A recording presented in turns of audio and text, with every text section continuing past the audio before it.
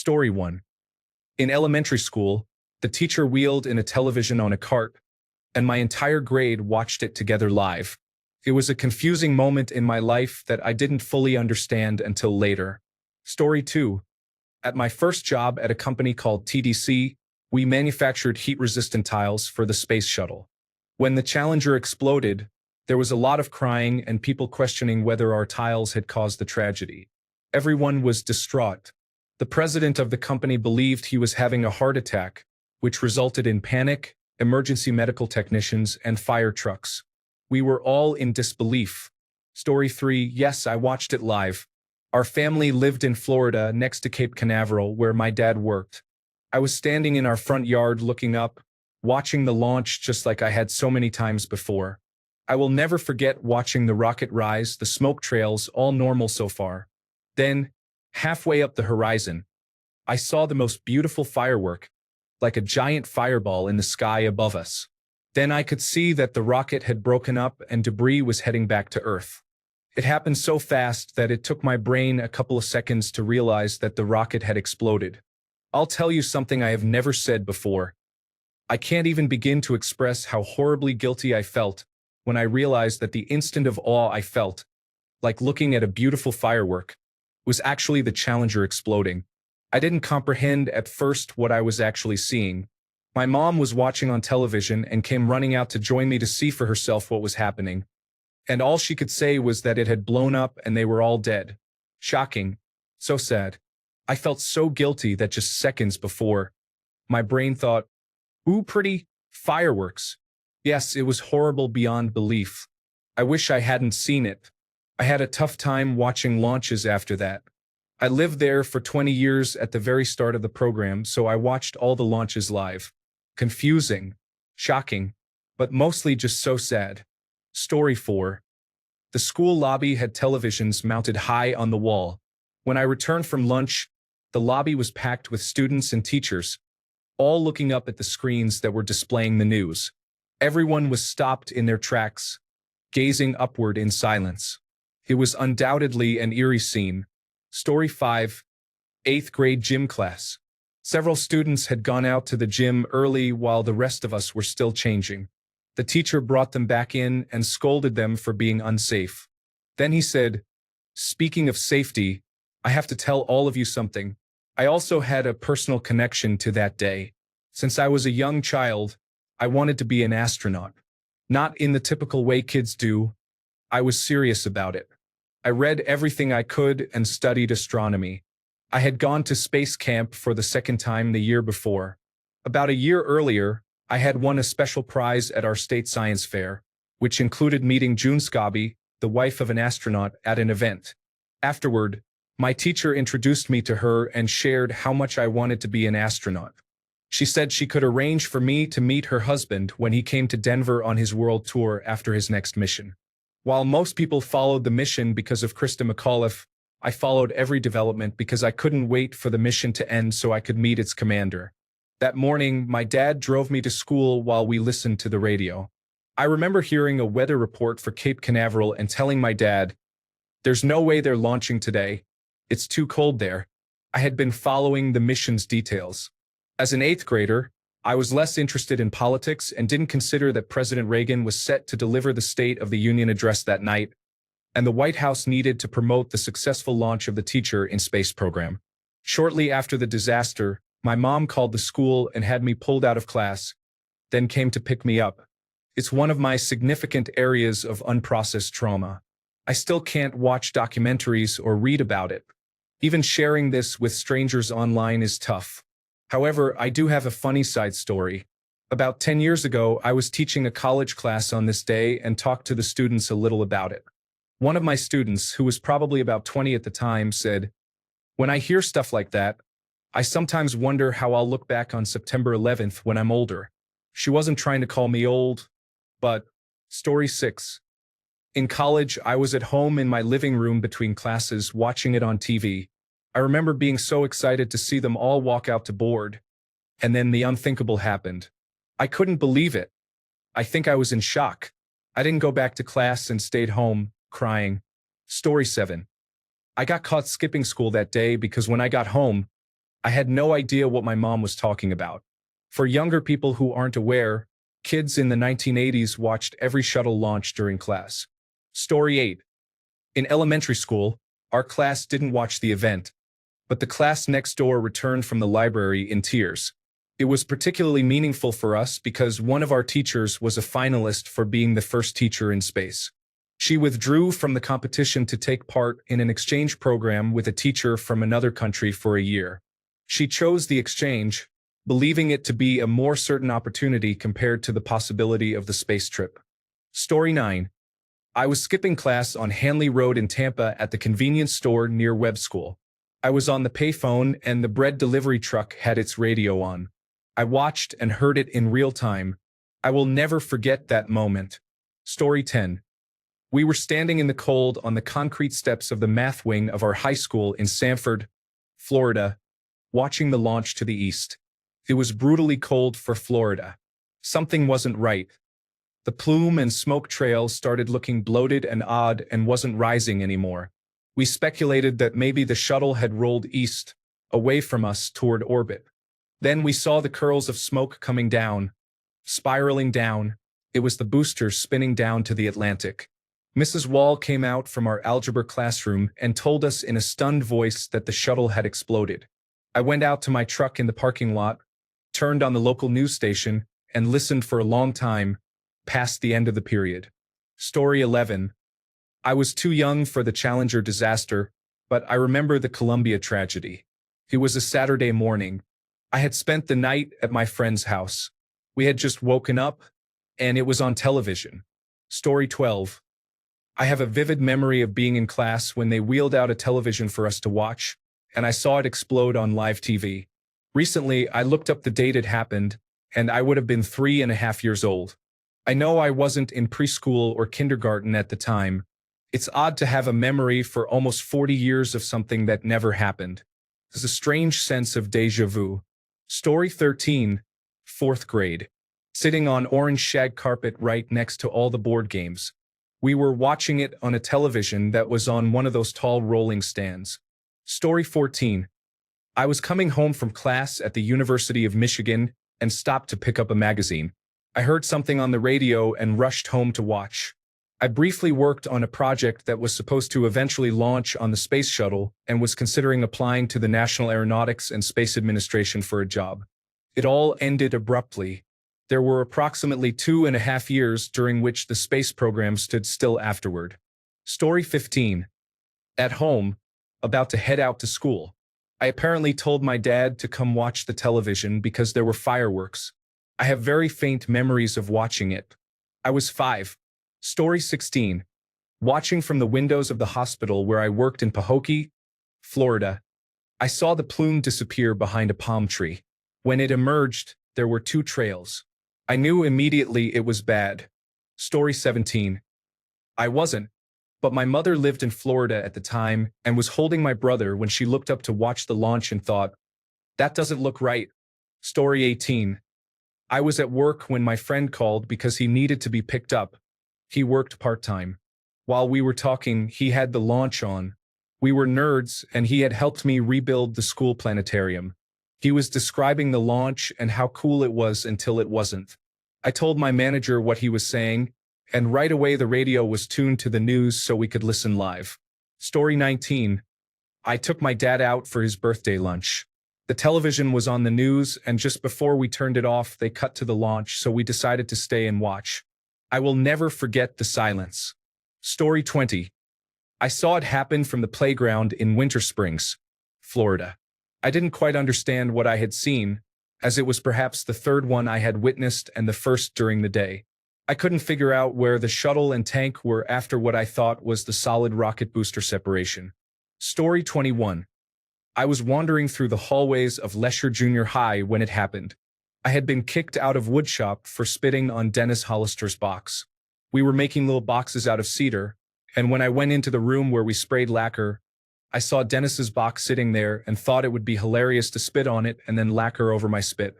I got caught mid-prank and ejected from woodshop. I sat outside the classroom for a while, got bored, and started wandering the hallways. Not long after, I heard people screaming in the library, so I went to investigate. At our school, there was a young astronauts club, and they watched all the shuttle launches live, so I walked in on a group of 7th graders having the most traumatic experience of their young lives. I ran back to woodshop, burst in, and told Banks to turn the radio on.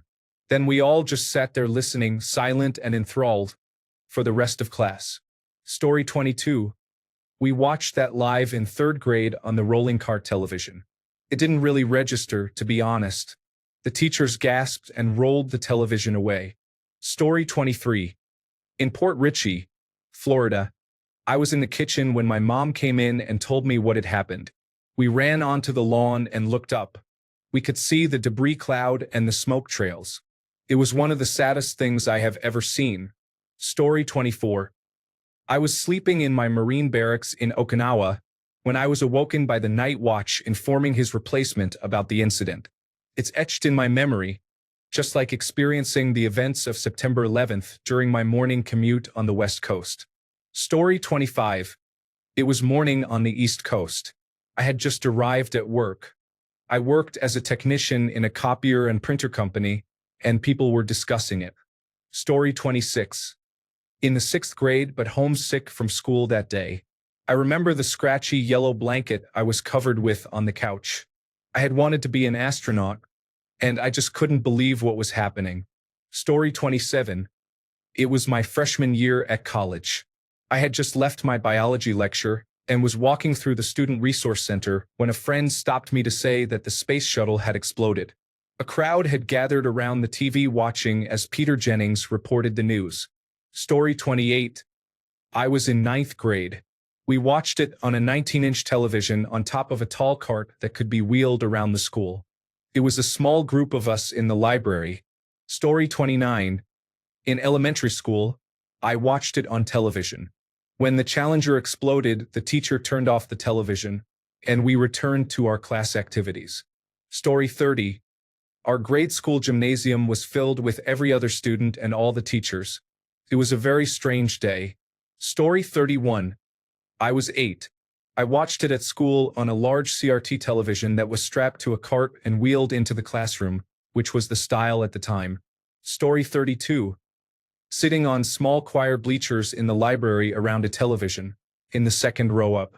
My entire class was there. We watched people die on live television. I will never forget it. Story 33. Middle school lunchroom. The principal addressed everyone over the public address system. I watched the replay on television for the rest of the day. Story 34. I was at work, watching television. I still remember the onlookers in the background of the news footage asking each other, "Is it supposed to look like that?" It was truly unbelievable at first. Story 35. In my living room watching it live, I felt so excited when I saw it lift off. Then I thought, wait, was that the booster falling off already? I don't understand where the rocket went. Oh my God. Story 36. I was a young child. I went outside to watch the launch like all the shuttles before. I didn't fully understand what was happening at the time, but I remember it clearly. Story 37. I was in 2nd grade and we were not watching it at the time. I just remember all of the faculty freaking out a bit after it happened. The day pretty much ended at that point. Story 38. I was 13 years old, on vacation with my family at Disney's Epcot Center. We didn't know the launch was scheduled for that morning. I saw a column of smoke with a ball on top and some twisted arms around it. I had no idea what it was. About 15 minutes later, I heard a man on a payphone yell to his wife that the Challenger had just exploded. It was cold. I remember seeing frost on the motel grass and thinking it was strange for Florida. Story 39. At a watch party at my house with all my neighbors, they had been getting us excited about the Teacher in Space program for months. We had won the Cold War. We had our aluminum foil ashtrays at McDonald's and cheap denim. There were extra lessons in school on science and space. And then, kaboom. Story 40. I was in elementary school in Florida. We always went outside to watch the launches. It was cold for Florida. I remember seeing it as if it were yesterday. Story 41. Because this event is still so clear in my mind, I get emotional every time I see a rocket launch. It feels heroic that people rise up and reach for the stars. For me, the consequences are real and close, and I am always struck by the fact that brave individuals still strap themselves to rockets and ignite that fuse. Story 42. The Challenger is one of the events used for flashbulb studies, which provide fascinating insights into the pliability of memory. Story 43. We were all in our school's new library. I still remember looking at my teachers' faces because I didn't understand what had happened. Story 44. Sophomore year of high school. I was home from school sick and watched the live coverage on television. The news that followed was one of the most upsetting events of my life until September 11th. To this day, I have trouble watching the footage, and if it comes on, I usually change the channel. We all thought the joke about what color Krista McAuliffe's eyes were was hilarious. We were coping. Story 45. I was driving along a remote rural highway when I heard it on the radio. It was during a news segment, so I did not get much information and had to wait until the end of the trip to learn more. Story 46. Walking back from calculus class at the University of Missouri, we ran to the television room in the dorm and watched the coverage. Story 47. I was at Kennedy Space Center the day before when the launch was postponed due to weather. My parents wouldn't allow me to skip school or take me back the next day. So, I watched it rise, explode, and fall from my middle school parking lot 50 miles away. Story 48. In the university film theater waiting for a movie to start, someone behind me came in and said they've lost a shuttle. The whole cinema started talking about it as this was before mobile phones. Story 49. Sitting in my algebra class in high school, they rolled a television cart into the room so we could watch it. Story 50. I was in college making a delicious meal of ramen noodles when one of my roommates yelled out, "Hey, the shuttle just blew up." Story 51, 11th grade, taking an advanced algebra final. The teacher instructed us to read the notice as we turned in our tests. Story 52. I did not understand what happened at the time. Punky Brewster and Mr. Rogers helped me understand the situation. Story 53. In third grade, I got in trouble for watching it in class. I dropped a soda and it exploded. It was the craziest thing my young eyes had witnessed at that halftime. Story 54. 6 months pregnant with my son, who is now 38, having coffee in my mother's kitchen in Mercer Island, Washington, with my brother's best friend, on whom I had a crush. Story 55. At work in a university office, the radio was on, and I heard the announcement. I asked the student who was working if he heard that. He didn't believe me at first when I told him what I had just heard. It was so incredible. Story 56. In college, shuttle launches were still a novelty. I was aware one was about to occur and knew there was a TV nearby, but I remember thinking to myself, no, you've seen plenty of launches, and you can do some last-minute studying before this quiz. 15 minutes later, someone walked into the classroom just before the bell was about to ring and shared the terrible news. I don't remember if we held class or how I did on the test. Story 57. Did this work for anyone else's young mind? My recollection is equally strong for two related events that are sort of bookends. I was in Coach Deaton's 8th grade science class when the Challenger exploded, but before that, I was in Mrs. Morgan's 3rd grade when the first space shuttle launched. In both cases, the principal interrupted class over the public address system. In my 3rd grade mind, a reusable space shuttle represented a significant advancement from rockets that were used only once, bringing us a step closer to the possibilities seen in science fiction. At the time, I still had living relatives who were alive before the Wright brothers' flight. Story 58. In the multimedia room of the elementary school library, I was listening to audio tapes, which were a great way to make learning fun. I was engrossed in what I was listening to when I looked up and noticed that nobody else was there. They had all walked across the hall to see the disaster on the television on the other side of the library. I also remember going home after school and hearing people express hope that the parachute from the solid rocket booster could have been the astronauts escaping safely before we learned the truth. Story 59. 1st grade.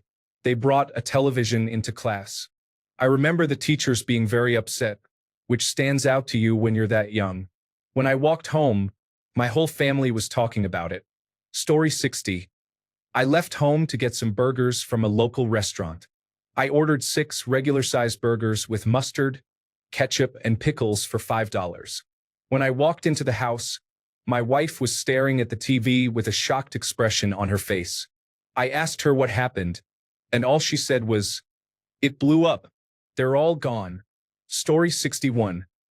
I was sitting in an 11th grade statistics class when the principal announced it over the intercom.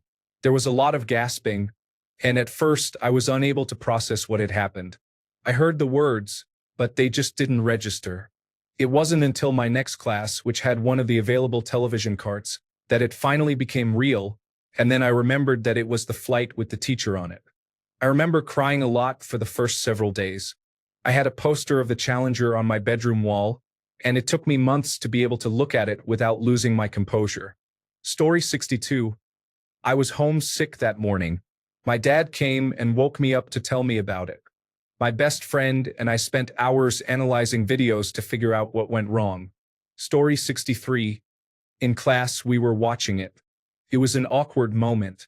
I was sad but didn't really understand that the explosion meant everyone died at the time. It was unfortunate. Pretty much ended the West Coast shuttle program. Story 64. No, but my 7th grade math teacher was a runner-up for the mission. She had halitosis and very bad breath. If you needed her to explain a problem, it was challenging. To this day, I believe her bad breath prevented her from participating in the mission. Story 65. I watched it live as a child in the 1960s. I love space and was watching while having lunch at a pub 1 block from my office, where I worked at the time. I was amazed to see it. When I returned to the office, I mentioned it to my coworkers, who initially thought I was joking. Story 66. I was donating blood at Madigan Army Medical Center and watched it live. I think my blood pressure spiked. It was very sad. Story 67. I was homesick from school and woke up at one point when I heard it blow up. I was very tired and went right back to sleep. So when I really woke up, I wasn't sure if that was a dream or not. It's not like I could pull out my phone and search for it, so it took a little effort. Story 68. London. In an American's apartment. Her French roommates were horrified, of course. However, it did not impact them with the same intensity it affected us. Story 69. At work in the cafeteria with 100 other people there for the launch. Most of us are engineers with some embedded wisdom that things happen. But it was painful. Story 70. I was a nurse in my first job. I was passing medications to patients who were in the lounge watching the launch. I turned my head to the TV at the exact moment to see it blow up. I was shocked and stunned but could not stop to process what happened. Story 71. Art class in high school. I was working on my oil painting when a girl ran in crying and yelled, "The shuttle exploded!" Then she ran out. Everyone in class looked at each other in shock. That night at home, the news replayed the video repeatedly, searing that moment into my brain. Story 72. In school, we had a test that day, so we were not watching the launch. There was a knock on the door, and my teacher stepped out of the room. Then, she came back in and told us. Story 73. I was in a chemistry laboratory in graduate school. Someone had the radio on, and they interrupted the music for the news. Story 74. I was in 6th grade. We did not watch it live. Our teacher was asked to go to the office. He returned and told us what happened. My friend Matt thought he was joking for some reason and started laughing. I will never forget the look our teacher gave Matt. It was terrifying. Story 75.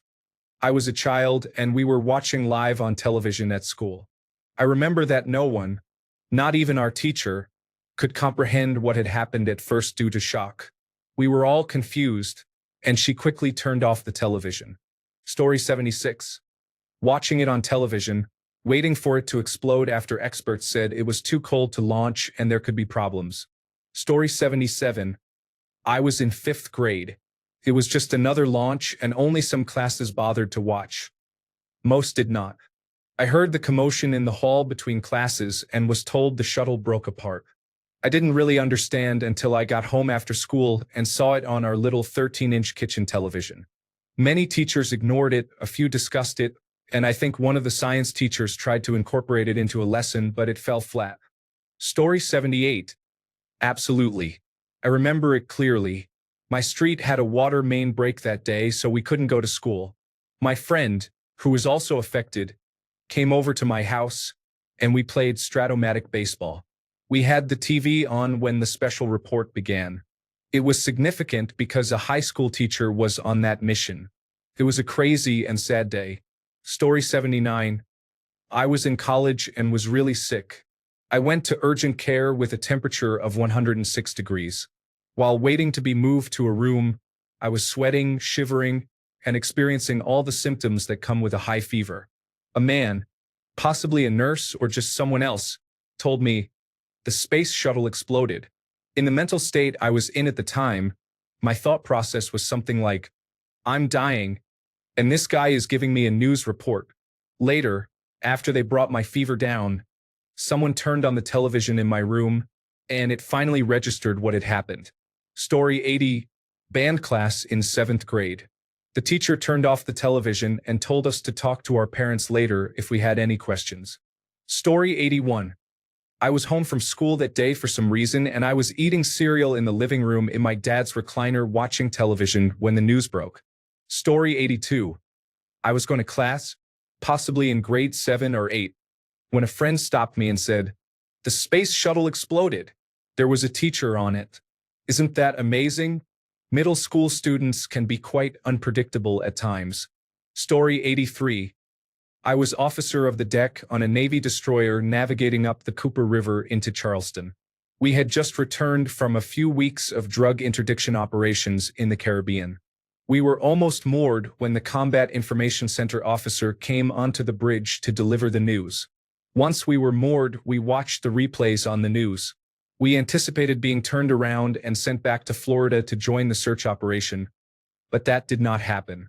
It wasn't a great day, but it was certainly memorable. Story 84. I was setting type in a dark room with the radio on National Public Radio. They reported what had happened. I remember being in shock, and I still had to finish the sheet I was working on.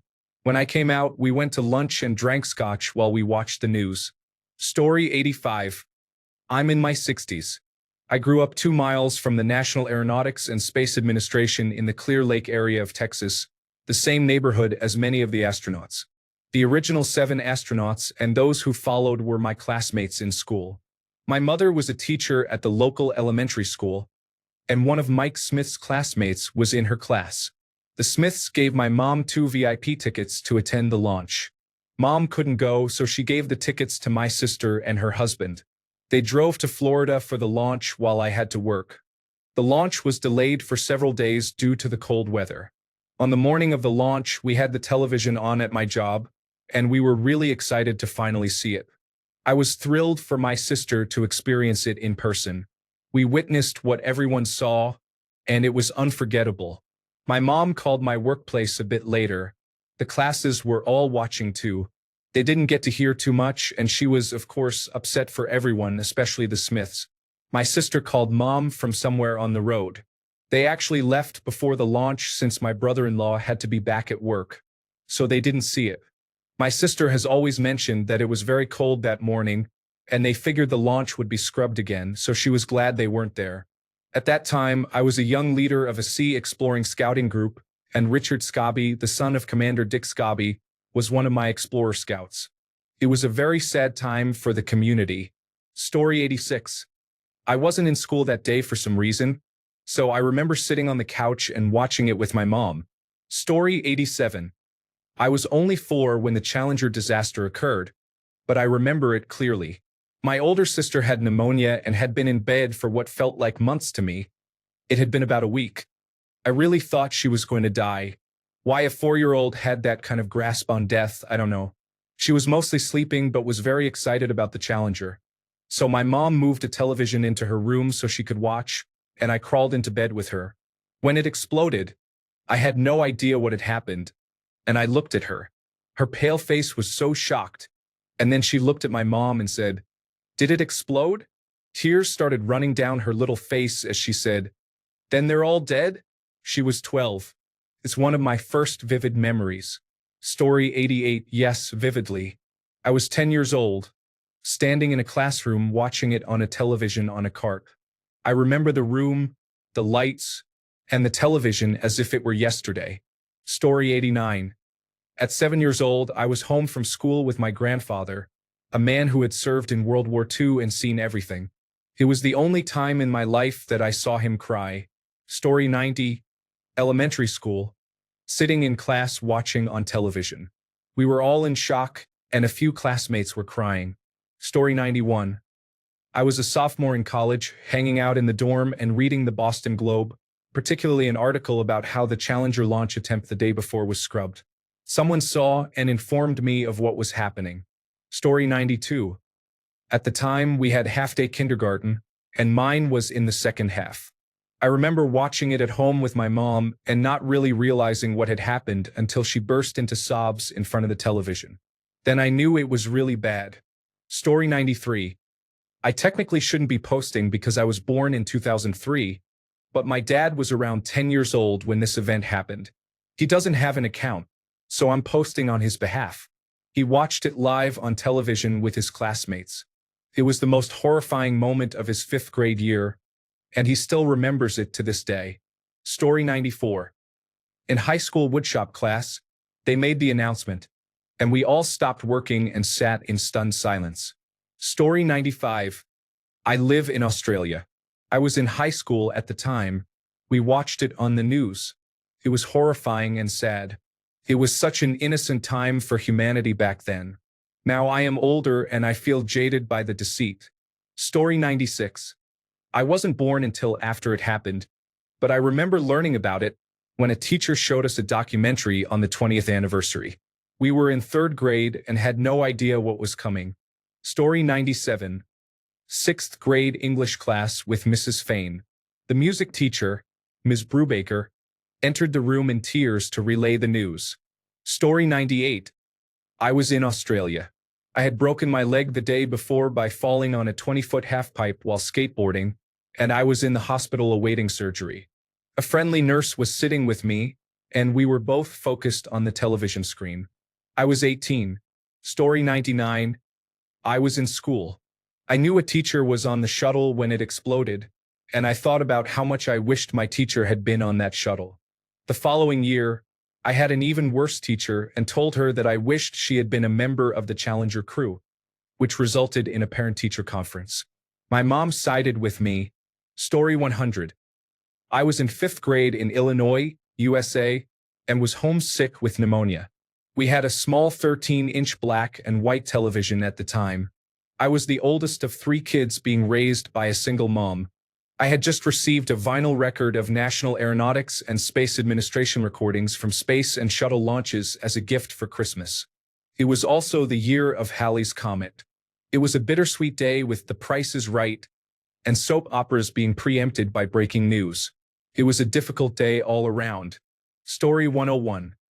When school let out, my dad came to walk me home, which was unusual. I was really into space and rockets at the time. He said the shuttle blew up, and I thought he was joking. I didn't believe it until I got home and saw it on television. Story 102. I was on the South Post Yongsan Garrison shuttle bus, coming from the Battle Bunker Gate towards the 121st Evacuation Hospital. Story 103. Yes, I was in junior high. I was devastated. I wanted to be an astronaut when I grew up. My grandma called me that night to make sure I was okay. Phone calls were $1 per minute back then, so she called long distance and truly showed me she cared. Story 104. I was 15 and homesick with bronchitis. I watched it live on television, and it blew my mind. I kind of disassociated from the event, wondering what I had just seen. It took a few moments for it to really register what happened. Story 105. I stayed home from school that day because I was sick.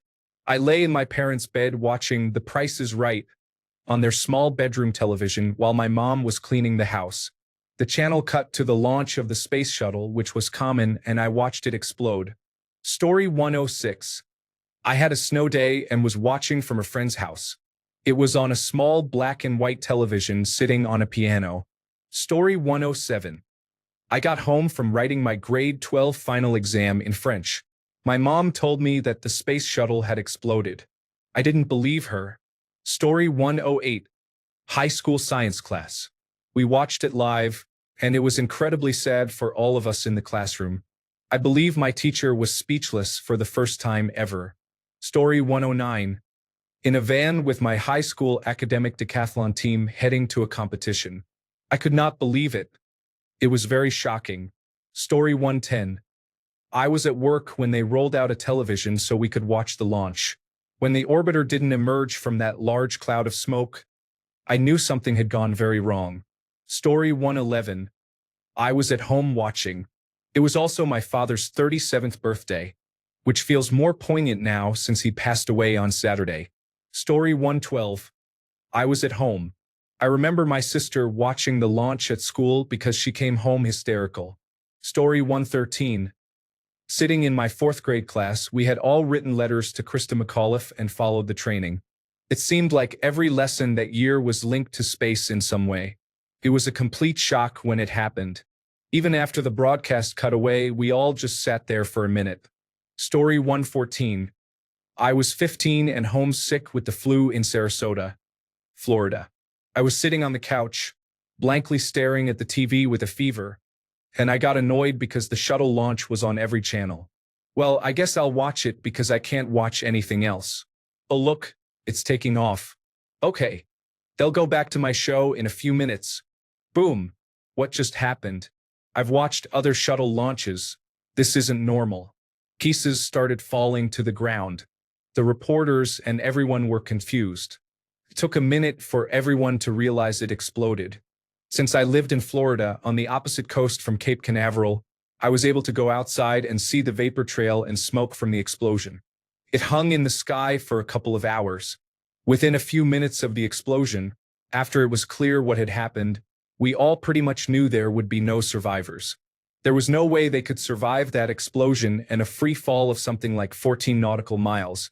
It was all we heard about for months until they figured out how it happened. Story 115.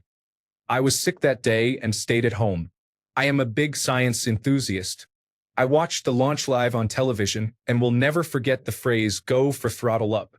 You could see the O-rings at launch and there was a leak during the event. It was frustrating to see management override the engineers to improve their image in a report. While I typically avoid swearing, I have strong feelings about the situation. Story 116. I do. But not quite as vividly as where I was during the O.J. Simpson white Bronco chase. And certainly not as vividly as the entire morning of September 11th. Story 117. In my high school accounting class, our teacher allowed us to go to the library to watch the news on TV. Story 118. Watching it on television in 9th grade biology class, we were all very confused, including the teacher. He turned off the television and told us he didn't know what was happening. I'm sure he did, but he tried to shelter us from it. Story 119. This happened 7 years before I was born, but I am always curious to hear other people's stories about this tragedy. Thanks a bunch for sticking around till the end of the video. Remember to subscribe, and until next time, stay awesome and goodbye.